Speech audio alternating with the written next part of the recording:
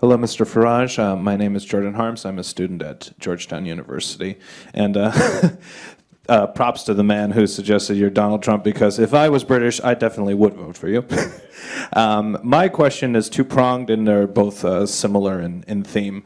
One primary concern, you touched on it briefly, about the Islamic State. We call it ISIS or ISIL, whichever suits us.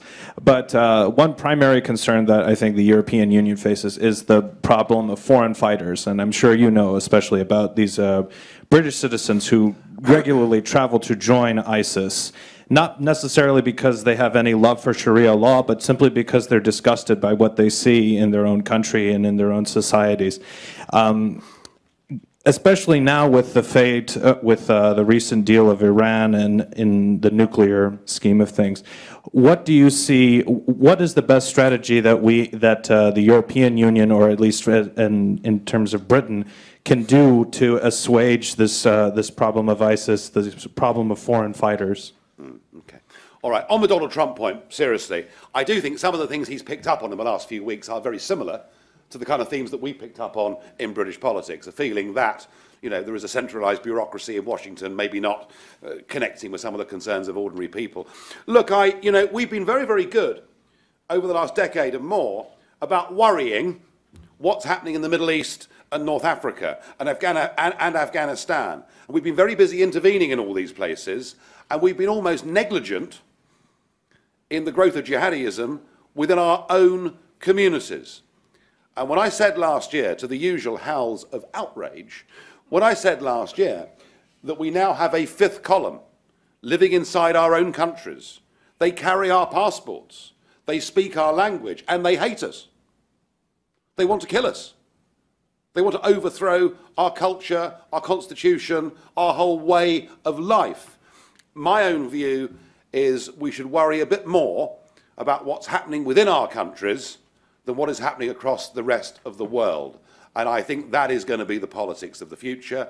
I think we've intervened too much militarily around the world without always thinking about what this may mean for the longer term. And we must focus on our own countries. And, you know, part of that, it seems to me, needs to be, we have got to be more assertive in saying who we are as a nation, what our values are, what those that built your great country and built mine, what they represented. In the case of my country, we actually have a Christian constitution. We have a Church of England. It is the established state church. And yet our leaders in recent years, whether they're political or even some of our bishops, appear to be almost ashamed to stand up and defend our culture and who we are. So we need to be more muscular about this. And the man that I admire hugely from the Conservative movement over the course of the last sort of 30, 40 years is the Australian John Howard.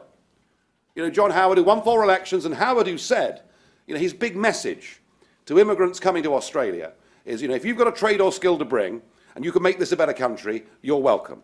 And we couldn't care less whether you're black or white or yellow or whatever you are. We couldn't care less what your religion is. We're not interested.